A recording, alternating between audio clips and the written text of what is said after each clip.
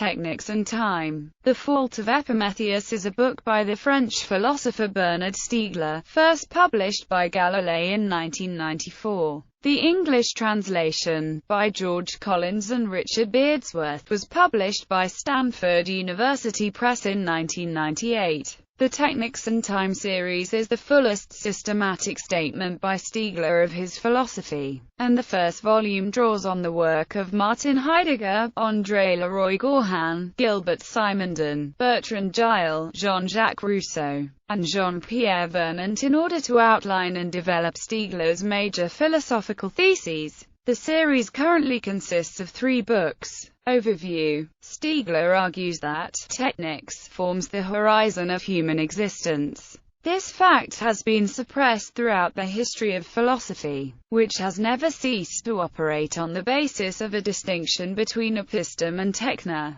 The thesis of the book is that the genesis of technics corresponds not only to the genesis of what is called human, but of temporality as such, and that this is the clue toward understanding the future of the dynamic process in which the human and the technical consists. Part 1 conducts a reading of approaches to the history of technology and the origin of harmonization, in particular by André Leroi-Gourhan, Gilbert Simondon, and Bertrand Gilles. The outcome of this reading is the thought that history cannot be thought according to the idea that humanity is the subject of this history and technology simply the object. When it comes to the relation between the human and the technical, the who and the what are in an undecidable relation. Part 2 is largely a reading of the work of Martin Heidegger in terms of the above consideration. Stiegler argues that Heidegger's philosophy fails adequately to grasp that, if there is such a thing as authentic temporality, the only access to it can be via objects, artifacts and, in general, techniques, without which access to the past and future is impossible as such.